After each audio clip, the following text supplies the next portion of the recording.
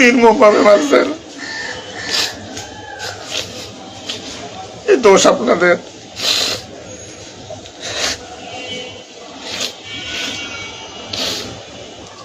চাকরির ভয় নাই,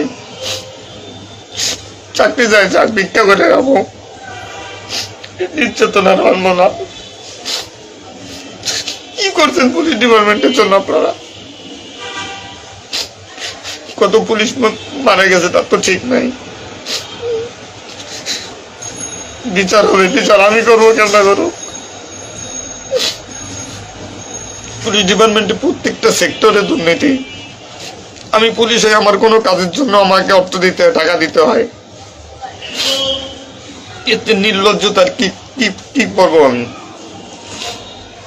সাধারণ মানুষ দূরের কথা, আমরা কোনো পুলিশের কাছে সহযোগিতার জন্য গেলে তারা আমাদেরকে মূল্যায়ন করে না, কোনো কাজে হেল্প করে না, কোনো কিছুতে সুবিধা দিতে চায় না। আজ ডিপার্টমেন্টে বৈষম্য সৃষ্টি করে থেকে গেছেন আপনারা।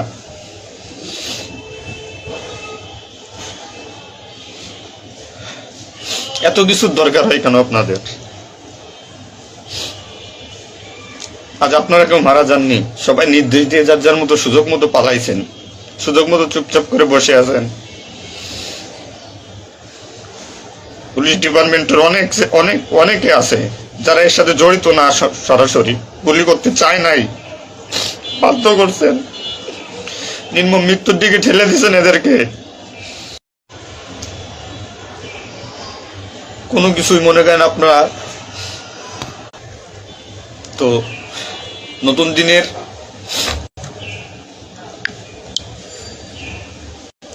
যে নতুন দিনের সূচনা হয়েছে বাংলাদেশে, স্বাগত জানাই। আমি কোনো রাজনৈতিক দলের পরিপক্ষ না, আমি আজ পুলিশ। যে সরকারি আসবেন আমি সেই সরকারি গোলামি করতে হবে আমার। দেশের মানুষের জন্যই পুলিশ, আইন শৃঙ্খলার জন্যই পুলিশ, সাধারণ মানুষের জন্যই পুলিশ। তবে পুলিশ আজকে কেন আতঙ্কের নাম হবে? পুলিশ মানুষ থেকে আজ কেন দূরে থাকবে? দিন শেষে পুলিশ মানুষ, পুলিশ কারো স্বামী, কারো বাবা, এটা চিন্তা করবেন। ডিপার্টমেন্টের যে সমস্ত অসাধু কর্মকর্তারা আছেন প্রত্যেকটা সেক্টরে শিক্ষা নেন। বিশেষ করে যারা আসছেন ঊর্ধ্বতন কর্মকর্তারা শিক্ষা নেন।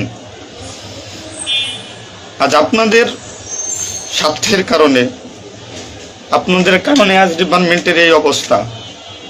তছনছ হয়ে গেছে পুলিশ ডিপার্টমেন্ট। কথা বলার মতো কোনো ওয়ে নাই, কথা বলতে পারতেছি না।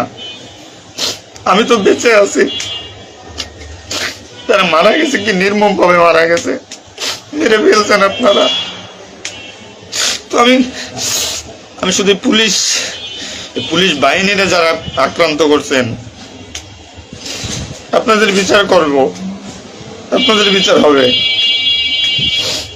সবকিছু দায়ভার আপনাদের। ঘুমাইতে পারি না এই কয়দিনে, ভয়তে, চিন্তায়। মারা যাওয়া পুলিশের ছেলেমেয়েরাও চিৎকার করে বলতেছে আমার বাবা কই।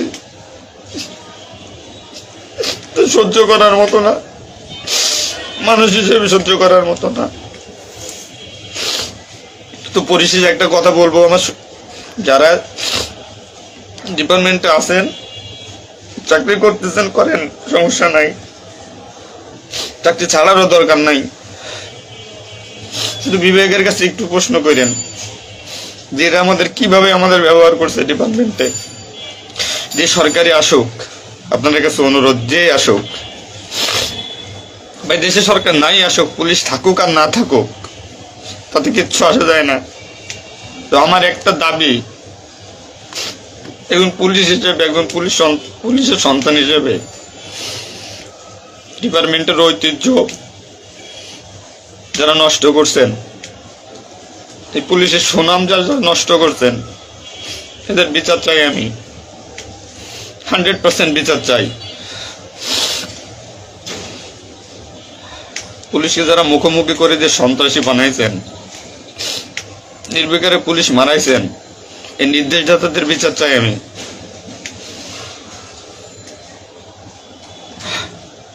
এবং দেশের আইন শৃঙ্খলা পরিবেশ নিয়ন্ত্রণে আনতে সর্বপ্রথম পুলিশ বাহিনীকে সুশৃঙ্খল করতে হবে। আমি আর অনুরোধ সবার কাছে যে আপনারা পুলিশকে খারাপ চোখে দেখবেন না। যে আমরা যারা নিম্নপদস্থ কর্মকর্তারা আছি, যারা চাকরি করতেছি, আমরা আদেশের গোলাম। আমাদের যেভাবে আদেশ দেয়, যেভাবে নির্দেশ দেয়, আমরা ওইভাবে কাজ করি, ওইভাবে আমাদের চলতে হয়। যে ভীতি, না মানলে চাকরি চলে যাবে, যাক, এই চাকরির প্রতি আর এখন কোনো নাই।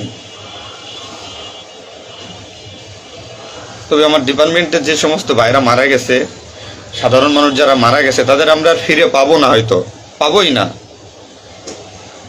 তো আমার একটা অনুরোধ, আগে পুলিশ বাহিনীটাকে সুশৃঙ্খল করুন, আইন শৃঙ্খলা সুশৃঙ্খল করবেন।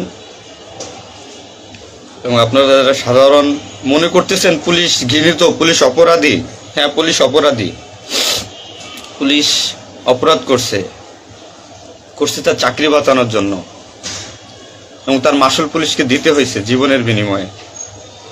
আপনারা দয়া করে কেউ পুলিশকে খারাপ বলবেন না। পুলিশের প্রতি অনেক, পুলিশ আপনাদের শুভাকাঙ্ক্ষী। এবং বাংলাদেশটার যে বর্তমান পরিস্থিতির উপরে আমি একটা কথাই বলবো, সর্বস্তরের মানুষকে, দেশটাকে আবার সুন্দরভাবে গড়তে হবে, এটাই সবচেয়ে বড় কথা। ফার্স্ট অফ অল এটাই হচ্ছে বাস্তবতা। দেশটাকে আমরা সবাই মিলে গড়ব। এবং পুলিশ বাহিনীর আপনারা যারা পুলিশে আছেন,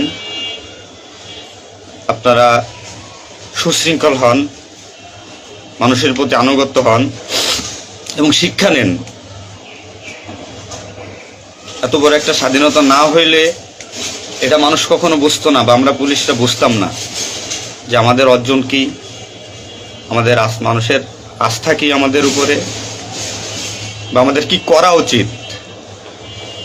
আপনার সবার কাছে অনুরোধ থাকবে, আমার পুলিশ ডিপার্টমেন্টের প্রত্যেকটা সেক্টরের বন্ধু বান্ধব, সিনিয়র জুনিয়র যারা আছেন, আপনারা শিক্ষা নেন, নতুনভাবে পুলিশ ডিপার্টমেন্টটাকে গড়েন, মানসিকতা চেঞ্জ করেন। এবং পুলিশ ডিপার্টমেন্টে যারা আপনাকে ব্যবহার করবে, যারা স্বার্থের জন্য ব্যবহার করবে, তাদের সরাসরি ধরিয়ে দেন, সরাসরি ধরিয়ে দেবেন। পুলিশের প্রত্যেকটা সেক্টরে দুর্নীতি, এই দুর্নীতিবাজদের ধরিয়ে দেন। এদের ধরায় না দিতে পারলে পুলিশ ডিপার্টমেন্ট কোনোদিন শুদ্ধ হবে না। আর দিনের পর দিন এরা মনে করেন আমাদের সাথে বৈষম্যমূলক সৃষ্টি করে এদের নিজেদের স্বার্থ হাসিল করবে। তো সবার কাছে আমার একটা অনুরোধ, আপনারা সবাই ভালো থাকবেন আর আমাদের পুলিশের জন্য দোয়া করবেন, যাতে আমরা একটা সুশৃঙ্খল বাহিনী হিসেবে রিইউনিয়ন, পুনরায় পুলিশ ডিপার্টমেন্টটাকে আবার গড়ব, এই শিক্ষা থেকে শিক্ষা নিয়ে যে পুলিশ কখনো মানুষের দুশ্মন নয়, পুলিশ মানুষের শত্রু নয়, পুলিশ মানুষের বন্ধু, জনগণের বন্ধু। এটা আমরা প্রমাণ করব। এই মানসিকতা নিয়ে তৈরি হন আগামী দিনের নতুন পুলিশ বাহিনী গড়ার জন্য।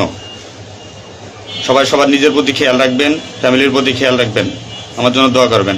আসসালামু আলাইকুম।